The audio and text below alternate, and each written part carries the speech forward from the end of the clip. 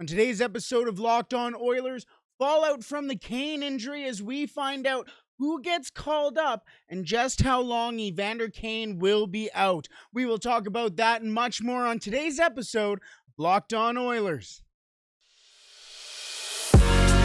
You're Locked On Oilers, your daily podcast on the Edmonton Oilers. Part of the Locked On Podcast Network, your team every day. Hello and welcome back to the Locked On Oilers podcast. I am your host and former Oilers game day producer, Brett Holden. As mentioned on today's episode, we have found out how long Evander Kane will be out for the Oilers. So we will talk about the two players who have been called up in his absence.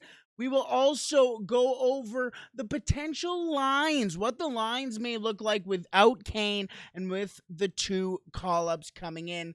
We will wrap up today's show with a quick look at the prospect report for all the Edmonton Oilers prospects in the CHL, as there's some pretty exciting news and a couple of fun games for a couple of players for the Edmonton Oilers prospects there. Thank you so much for making Locked On Oilers your first listen every day. We are free and available wherever you find your podcast. Alrighty, let's start with the Evander Kane news, as it was announced today that Evander Kane will miss 3 to 4 months due to that cut on the wrist. They haven't specified what exactly the injury is, and I don't assume A, either they will, or B, that they will get too extensive with it. It's just really not something that people want to hear, but it also could be very good for awareness of what can happen if you're not safe around skates. But it is an unfortunate injury for Kane. He did send out a press release or a notes release really on Twitter today. By the way, how fun was Twitter today? But this does mean that, that he will be out 3 to 4 months, and the Edmonton Oilers will be without a top six forward for a little while. But this also means that two players have been called up from Bakersfield, one of them being Kostin, who the Edmonton Oilers acquired for Dmitry Samorukov at the start of the season. Now, yesterday I said I'd be surprised if Samorukov, I'd be surprised if Samorukov got called up too. If it was going to be Klim Kostin, I was going to be surprised if he was the player getting called up, and I was wrong. He got the call up. He has been playing on the first line for Bakersfield down there. He was playing with Brad Malone, the captain for the Bakersfield Condors, and Xavier Bourgault, who's off to a pretty solid start so far in 9 games for the Condors. 3 goals, 3 assists, 6 points for him there. For Kostin, though, 2 goals, 2 assists, 4 points for him. 15 penalty minutes as I believe he got a fighting major on it. It was on Hockey Fight, so he must have, but he did jump Noah Juleson from the Abbotsford Canucks, or the Vancouver Canucks affiliate, after Noah Juleson absolutely leveled Seth Griffith. He didn't have the puck. It should have been a penalty. I believe it was called a penalty on the ice. But Klim Kostin took zero exception on it as he jumped in there, immediately dropped the gloves, caught Noah Juleson a couple of times with some rights and some lefts. And you know what? That's exactly what the Edmonton Oilers need. They need some balls. They need some goal. They need something in that lineup, especially in that bottom 6. I mean, your bottom 6 basically consists of a first-year rookie who's getting 0 time, and that's Dylan Holloway, which we will talk about a little later on today. Derek Ryan, who is 5'10", Devin Shore, who's not very physical at all. He kills penalties. That's why he's there. Warren Fogle, who tries to be physical, but we all know how that goes. Did have 4 hits last night against the Tampa Bay Lightning, so credit to him there, but still not very physical. Yes, Puljujärvi, who's and Ryan McLeod. So the Edmonton Oilers need some physicality, and they're going to get it from Klim Kostin.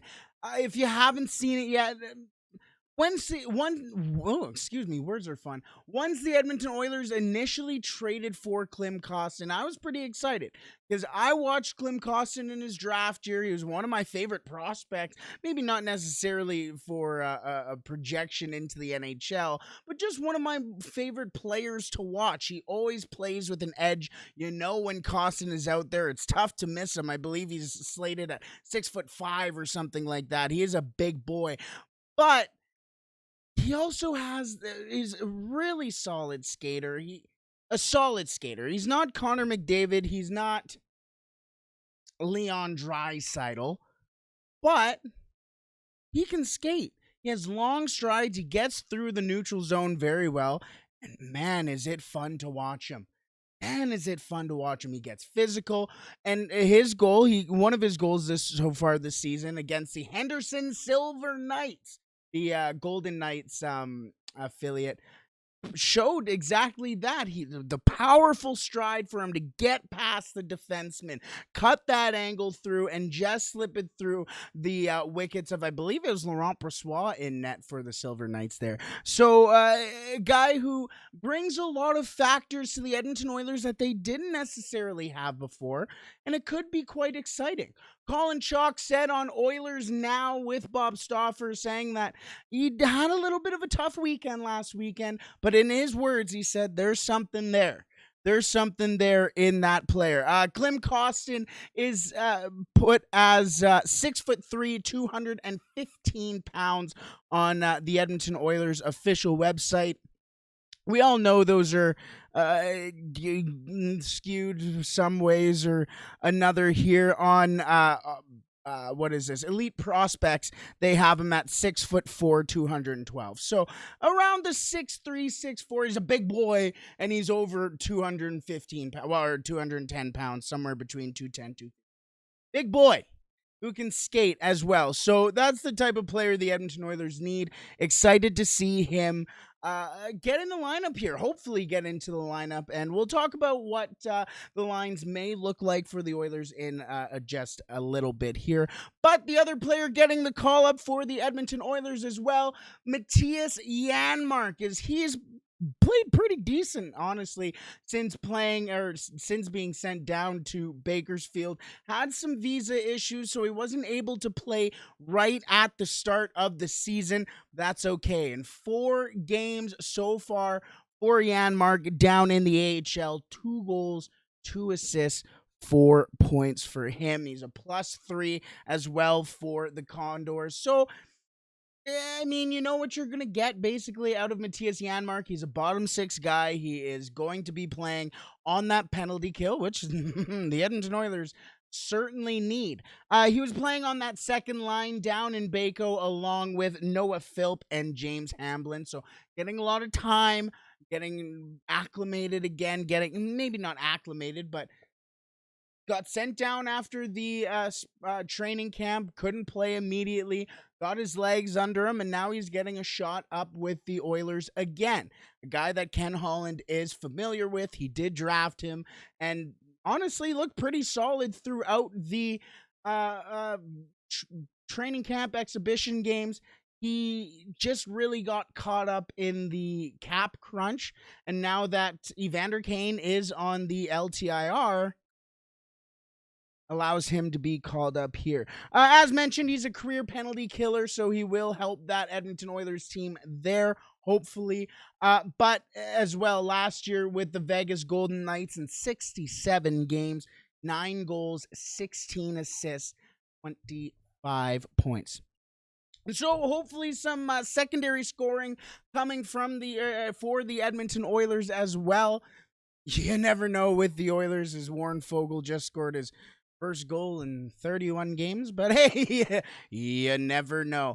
We're going to take a look at the lines for the Edmonton Oilers, what they could look like. The Edmonton Oilers didn't skate today, so there was no potential lines for the Oilers, so that means, well, speculation time, baby. No, I'm just kidding. But let's take a quick prediction or couple looks at what the Edmonton Oilers lines could look like in just a second. But first, today's episode is brought to you by Athletic Greens. Our next partner has a product I use literally every day. I started using AG1 because honestly, I have no time to take thousands of those little pills to make you feel better every day. I needed to utilize my gut health as well. I got a big gut. And to be honest with you, it's just easier putting one scoop of AG1 in water every day and getting all the everything that I need essentially to live a solid day, a solid life. So, what is this AG1? AG1 is with one scoop of AG1, you're absorbing 75 high quality vitamins, minerals, whole food source superfoods, probiotics, and adaptogens to help you start your day right. This special blend of ingredients supports your gut health, your nervous system, your immune system, your energy, your recovery, your focus, your aging, all of the things. All of the things. That's all the things you get with AG1. Plus, it's lifestyle friendly. Whether you eat keto, paleo, vegan, dairy free, or gluten free, it's all good for you. Plus, it contains less than 1 gram of sugar. No GMOs, no nasty chemicals or artificial anything, all while still tasting good. I don't understand how they do it. Plus, it all costs less than $3 a day. You're investing in your health, and it's cheaper than your cold brew addiction. Yes, I'm looking at myself here, that's for sure. Athletic Greens has over 7,000 five-star reviews and is recommended by professional athletes. Right now, it's time to reclaim your health and arm your immune system with convenient daily nutrition.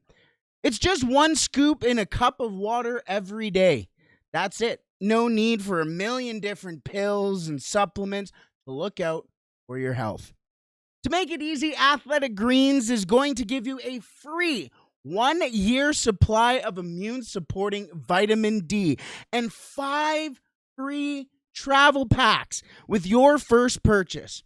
All you have to do is visit athleticgreens.com/NHL network. Again, that is athleticgreens.com/NHL network to take ownership over your health and pick up the ultimate daily nutritional insurance. Alrighty, as I grab my notes for the potential lines for the Edmonton Oilers heading into the game against the Carolina Hurricanes, as there's going to be some changes. Not so much on the back end, so we won't really talk about the back end. We're going to talk about the forwards. Evander Kane is out for 3 to 4 months. The Oilers bring up Klim, Kostin, and Mattias Janmark. Could we see Tyler Benson down the road? I don't know. Maybe. But until then, the Edmonton Oilers have an open spot in their top 6, first of all. And B, that means they have a couple spots open in their bottom 6. So, I have one lineup that I think the Oilers will probably go with. One lineup that a friend of mine who is in the hockey industry did suggest as a possibility, maybe not necessarily a possibility, but what he would do, and I think it was a really good idea. And one that I would do. And we'll end off with the one that I would do. We'll do the friend of mine second. But I'll start off with what I think will be probably the lineup for the Oilers. Zach Hyman, I think, will start off with Connor McDavid and Jesse Puljujarvi. I think Jesse Puljujarvi and Connor McDavid really played well last night in Tampa Bay. Really a game that Jesse Puljujarvi needed. It was his best game so far of the season, despite not getting on the score sheet. He was all over the ice. He was getting to the right lanes, getting to the net, getting a lot of shots. In the first period, he had about 4 of the Oilers' first 6 shots on goal. Matter of time before you get rewarded for games like that. Plus, Zach Hyman, the most mature forward for the Oilers, so you can't go wrong with that. Second line of Ryan Nugent-Hopkins, Leon Draisaitl, and Kyler Yamamoto, the line which at times were the best line in hockey a couple of seasons ago when they were really rolling. So hopefully the Edmonton Oilers can get that line back into form. Kyler Yamamoto needs something going here for him. Had played 15 minutes last night against the Tampa Bay Lightning, so starting to pick it up here, and the Edmonton Oilers will need him to pick it up for Evander Kane's absence. Now, here's where a little bit of the jiggling happens, a little bit, not really, as I have Warren Foegele, Ryan McLeod, and Derek Ryan on the third line. That's kind of how the Oilers sometimes put those guys out there together. Foegele played fantastic against Tampa. Hopefully he can not necessarily keep that up, because 4 hits, a goal. It genuinely was probably the best Oiler last night. He won't be able to keep that up all the time, but as long as he can be consistent, that is what the Oilers need from him over the next couple of weeks and months here. So if he can keep it going, I think that line would be pretty impressive, to be honest with you. And then the fourth line of, I put a slash here because I'm not sure the Oilers' intentions with Klim Kostin, but I put Klim Kostin slash Devon Shore. I'm sure the Oilers will go 11-7 at times now too, especially after they won against the Tampa Bay Lightning. But if they do go 12-6, I think Kostin or Shore will be kind of flip-flopping in between, depending on A, who they're playing, B, what type of game they want to play, and C, who's playing better. They'll be playing with Dylan Holloway and Mattias Janmark. I kind of like the Holloway-Janmark feel as well. Youth with the experience. Plus, if you put in Kostin, that's a really exciting line. A line that can really skate. A line that'll just go in there in the hard-nosed areas and really go out there and play. I could get behind it. I could really get behind that. That's where I think the Edmonton Oilers might go.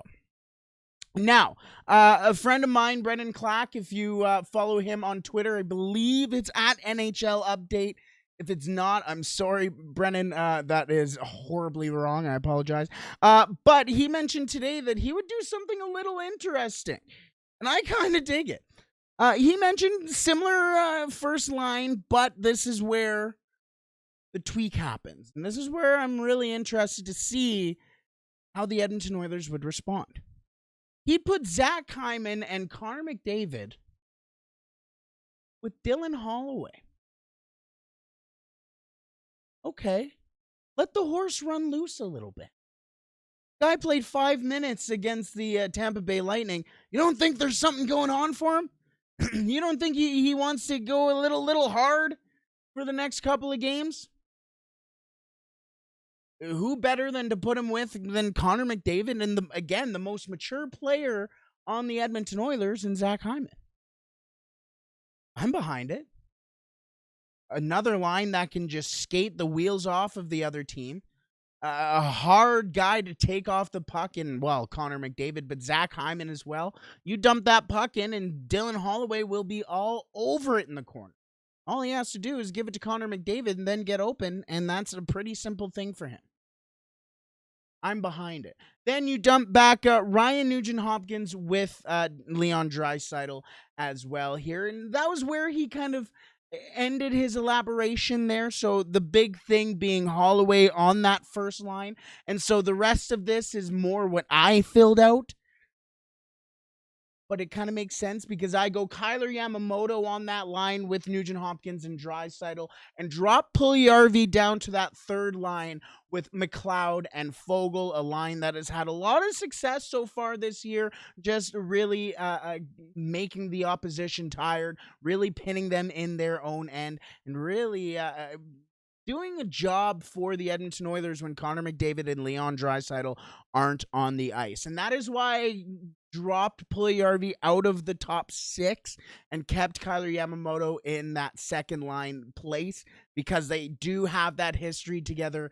And as well, I just think it would make that's a fun line. And then basically a very similar third or fourth line as well, with Klim Kostin / Devon Shore.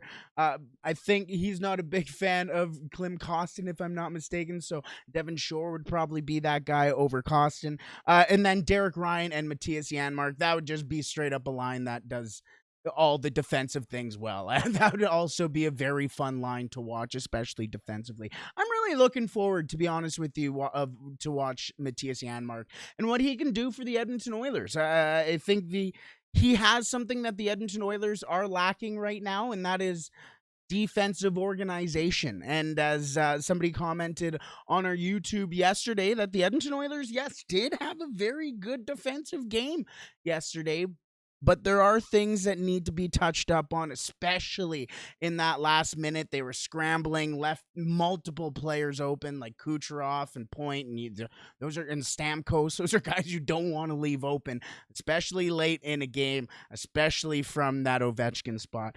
But I think Janmark will really help the Oilers in that situation. And my projection, or what I would do if I was the Edmonton Oilers, I'm not, but a little bit of a different configuration here. I have Zach Hyman with Connor McDavid and Jesse Puljujarvi, Ryan Nugent-Hopkins with Leon Draisaitl and Kyler Yamamoto. And then here's my change. I would put Dylan Holloway on that third line with McLeod and Fogle, as I think that would be a really exciting line. Again, three guys, really. I really like the way Fogle skates. Three guys who can really skate, three guys who are... Well, Ryan McLeod has probably the best hockey sense of the three of them. Dylan Holloway has a great hockey IQ as well. And Warren Fogle just goes out there and tries. And that's all you can ask from Warren Fogle, is he gets stuff done sometimes. But I really think that would be a nice line. The three of them just go out there and have a chaotic good type energy. And then again, the fourth line of Klim Kostin, Derek Ryan, and Mattias Janmark, of course, Devon Shore filing out there as well. How would you do the Edmonton Oilers lines? Those are what I have. The first one, of course, being the what I think the Oilers will do. The second one being of suggestions from a friend of mine, Brendan Clack, and the third one being my own. So the first one, of course, Hyman, McDavid, Puljujarvi, Ryan Nugent-Hopkins, Leon Draisaitl, and Kyler Yamamoto. Warren Fogle, Ryan McLeod, Derek Ryan, and Klim Kostin, Dylan Holloway, Mattias Janmark being the projected lineup, I guess could be the way to put it. Clax has Hyman, McDavid, Holloway, Nugent-Hopkins, Draisaitl, Yamamoto, Fogle, McLeod, Puljujarvi, Kostin, well, probably Shore, Ryan, and Janmark. Again, that was just from a suggestion from Brendan Clack, not exactly gospel or anything like that. I just really liked that first line of Hyman, McDavid, Holloway. I want to hear what you guys think on that as well, because I think that's a real conversation starter there. And my projection would be Hyman, McDavid, Puljujarvi, Nugent-Hopkins, Draisaitl, Yamamoto, Holloway, McLeod, Fogle, Kostin, Ryan, and Janmark. Again, let me know what you think about those lines. Let me know what you would do about the Edmonton Oilers lines going into this difficult stretch without Evander Kane. But we'll see how the Edmonton Oilers do. We will, because the signing Evander Kane to that price point was a very team-friendly deal. Very much a gift for the Edmonton Oilers, and now they'll be without him for 3 to 4 months. But let's move on to the prospects, players who could eventually be in the top 6 or bottom 6 for the Edmonton Oilers. Actually, I think we have defensemen in here, so we could have a top-end defenseman for the Edmonton Oilers as well, but they're currently playing in the CHL. Let's get into the CHL prospect report for the Edmonton Oilers in just a second. But first, I want to thank you for making Locked On Oilers your first listen today. Now for your second listen, make sure you check out Locked On Sports Today. From the games that matter the most to the biggest stories in sports, go beyond the scoreboard and behind the scenes with local experts and insights only Locked On can provide. Locked On Sports Today, available on this app, YouTube, and wherever you find your podcasts. I almost said products, not podcasts, so excuse that little pause. It's podcast. You're listening to Locked On Podcast Network podcast, and you're listening to Locked On Oilers as the Edmonton Oilers have some pretty exciting prospects down in the CHL right now, and a couple of prospects who are very much excelling at their positions. Let's start off with the OHL's Player of the Week. Yeah, I said that right. The OHL's Player of the Week, Matvei Petrov, who this week in 3 games played since November 3rd, 4 goals, 2 assists, 6 points. Matvei Petrov, in his second full season here in North America, has really made a home in North Bay and really has been excelling. So far this year, 14 games played, 8 goals, 12 assists, 20 points for him. He is currently tied for 9th in points, or in the OHL in points there, and on an 11-game point streak. What else could you ask from him? That is exactly the type of player that the Edmonton Oilers need him to be. Keep scoring, keep gaining that confidence. Understand what it's like playing in North America, but keep gaining that confidence. That's when the Edmonton Oilers are going to get one hell of a player. His next game coming on Thursday against the Guelph Storm at 5 p.m. Here in Edmonton. It's not in Edmonton, but 5 p.m. Mountain Standard Time. There you go. I wrote Guelph. I don't know if you can see. You probably can't. I wrote Guelph in purple, and it's just throwing me off because I feel like it's Guelph University. And it's not. They are playing the Guelph Storm on Thursday at 5 p.m. Mountain Time.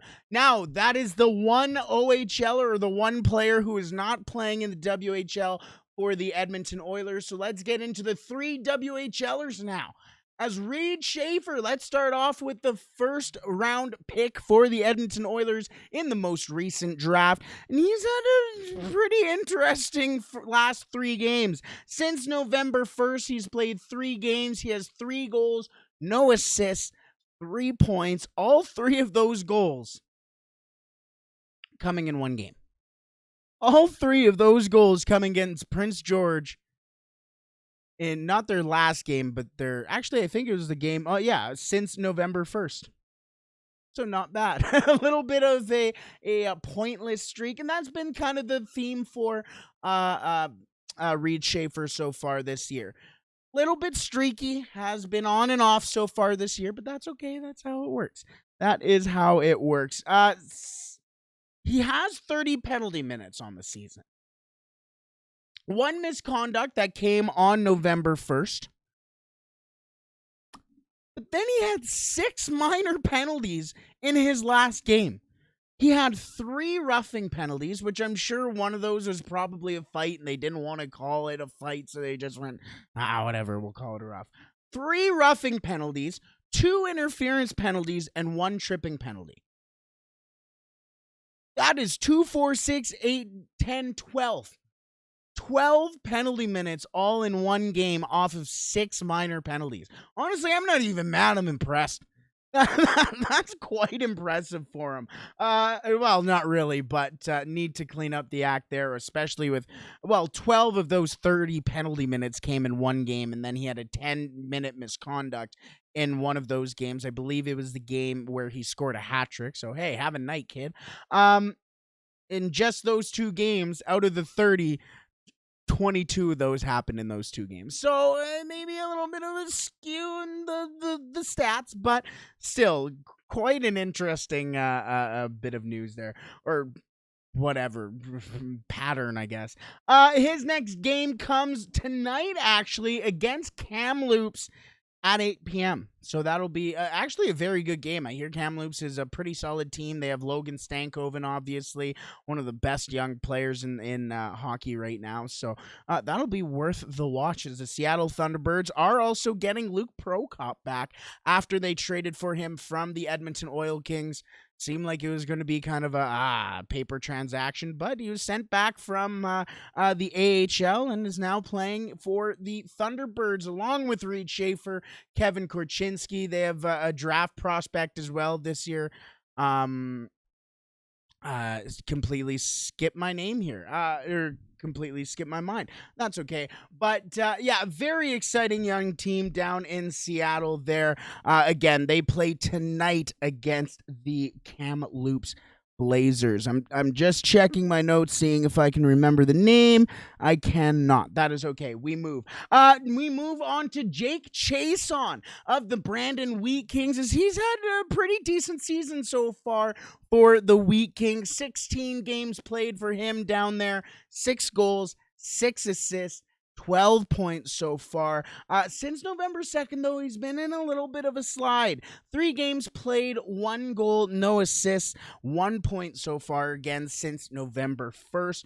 Not too much, or November 2nd, excuse me, not too much to really chat about here. But speaking of Logan Stankoven, there's a very interesting story out on their friendship with Jake Chason and Logan Stankoven that you can read. I believe it was the WHL who put it out. It may not have been, so excuse me to the publisher of that, but a very good read either way. Surprised by Jake Chason and Logan Stankoven. Maybe he can try and bring Stankoven to the Oilers. Either way.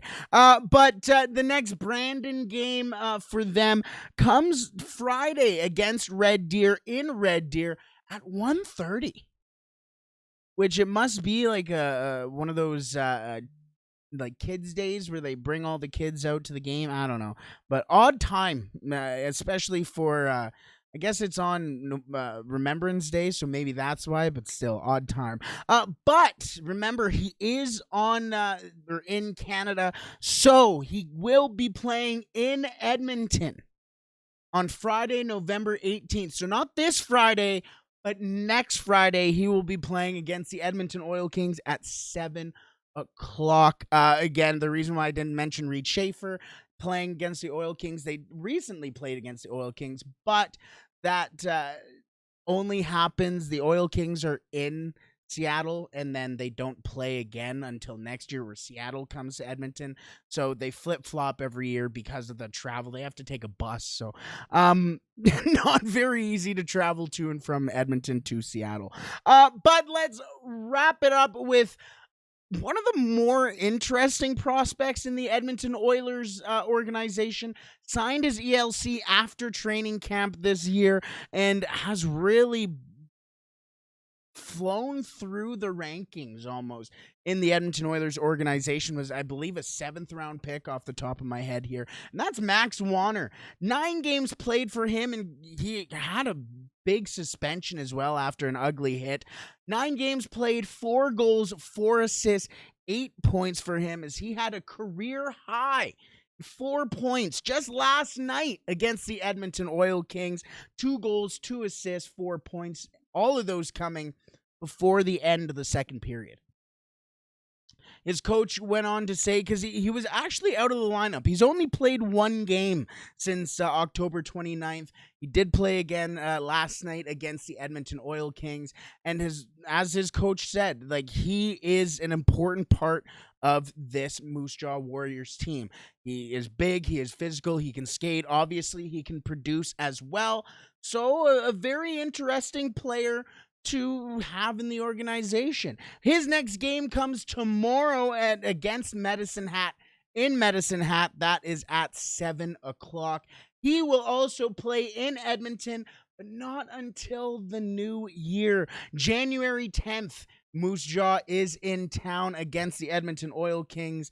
That'll be a fun one to watch. One to, if he is still on the Moose Jaw Warriors at that time too. You need to remember that around that time is the trade deadline for the CHL in general. And you normally see some of those bigger players get moved to try and make it to the Memorial Cup, get more playing time, play for good teams. You saw that with the Edmonton Oil Kings last year with Caden Gooley, Justin Sordiff. They got Luke Prokop as well, and you saw them take their run to the Memorial Cup, almost to the Memorial Cup. They did go to the tournament, but they didn't win. They did win the WHL, though, so Couple of fun players to watch there. As mentioned, Matvei Petrov, OHL's Player of the Week. Reed Schaefer with a hat trick since the start of November. Jake Chason with a goal already this month. And Maximus Warner, 4 points against the Edmonton Oil Kings. Let's wrap it up there, as our next episode will come tomorrow after. Actually, no, it won't come after. It'll come before the game against the Carolina Hurricanes, as once again, the the Oilers are in Carolina as they face off against the Hurricanes at 5 o'clock Mountain. Another early game for the Oilers, but hey, at least we're done early. Let's call it there. Thank you so much for joining me on today's episode of Locked On Oilers and for making Locked On Oilers your first listen today. For your next listen, make sure you tune in to Locked On Sports Today. The biggest stories of the day, plus instant reactions, big game recaps, and the take of the day. Available on the Odyssey app, YouTube, and wherever you find your podcasts. Alrighty, I hope you have a wonderful day. Stay safe. The sun is going down earlier every day. It sucks. Either way, get your sunlight as you can, even though it may be minus 25 or whatever it is. Ugh. Let's have a wonderful day. Stay safe, everybody, and play La Bamba, baby. By the way, I was thinking of Grayson Sachin. He's the player from the Seattle Thunderbirds to watch for. Bye, everybody.